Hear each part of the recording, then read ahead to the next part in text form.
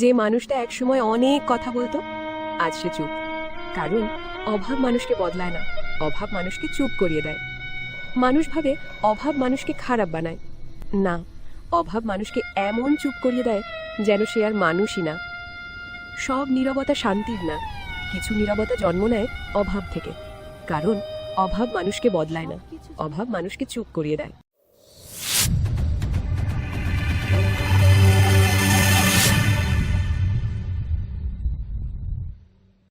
অভাব মানুষকে বদলায় না, অভাব মানুষকে চুপ করিয়ে দেয়। এই কথাটা যারা বলেন তারা জানেন অভাব মানে শুধু টাকার অভাব না, অভাব মানে কথা বলার শক্তি হারিয়ে ফেলা। একসময় সে অনেক কথা বলতো, স্বপ্নের কথা বলতো, ভবিষ্যতের কথা বলতো। সে ভাবতো একদিন সব ঠিক হয়ে যাবে। কিন্তু ধীরে ধীরে অভাব তার জীবনে ঢুকতে শুরু করলো। চুপচাপ, নিঃশব্দে। প্রথমে সে হাসি কমালো, তারপর কথা বলা, তারপর স্বপ্ন দেখা।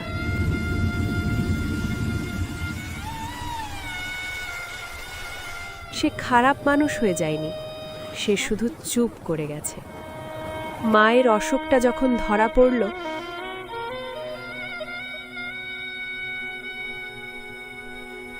সেদিন সে প্রথম বুঝেছিল স্বপ্ন আর বাস্তবতা এক না।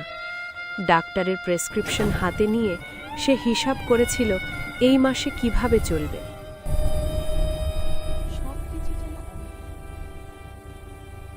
মায়ের ওষুধ, ঘরের বাজার, ভাড়া আর বাবার ঋণ, সব মিলিয়ে তার নিজের জায়গাটা কোথায়?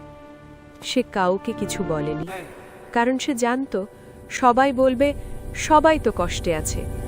কিন্তু সবাই কষ্টে থাকলেও সবার কষ্ট একরকম হয় না। রাতে সবাই ঘুমিয়ে পড়লে সে জেগে থাকত, ছাদের দিকে তাকিয়ে ভাবত কাল কি হবে। সে কাঁদত না, কারণ কাঁদলে সময় থেমে যায় না, অভাবও থামে না। অভাব মানুষকে শেখায় কিভাবে নিজের অনুভূতিগুলো ভেতরে চেপে রাখতে হয়। একসময় সে বুঝে যায় চুপ থাকাই সবচেয়ে নিরাপদ।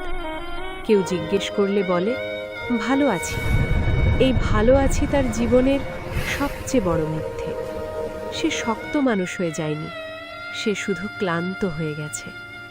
বন্ধুরা একে একে দূরে সরে গেছে, কারণ সে আর আগের মতো হাসে না, সে আর আগের মতো গল্প করে না। কেউ জানে না তার নীরবতার পেছনে কতটা যুদ্ধ লুকানো। অভাব তাকে বদলায়নি, অভাব তাকে একা করে দিয়েছে। সে কাউকে দোষ দেয় না, কারণ দোষ দিলে সমাধান আসে না। সে শুধু চুপ করে সহ্য করে, দিনের পর দিন, মাসের পর মাস। একদিন সে আয়নার সামনে দাঁড়িয়ে নিজেকে দেখে, চেনা মুখ কিন্তু অচেনা চোখ। এই চোখে স্বপ্ন নেই, আছে দায়িত্ব। এই চোখে অভিযোগ নেই, আছে ক্লান্তি। সে বুঝে যায় সে হারেনি, সে শুধু থেমে গেছে। অভাব মানুষকে খারাপ বানায় না, অভাব মানুষকে নীরব বানায়। যদি আপনার পাশে এমন কেউ থাকে যে হঠাৎ খুব চুপ করে গেছে, জিজ্ঞেস করুন তুমি কেমন আছো।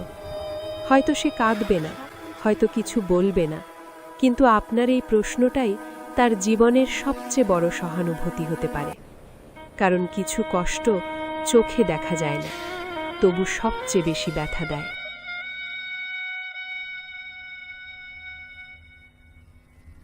যদি বুঝতে পারো তাহলে লাইক, কমেন্ট, শেয়ার ও এইচকে মাসুদ চ্যানেলটি সাবস্ক্রাইব করে আমাদের সাথেই থাকুন।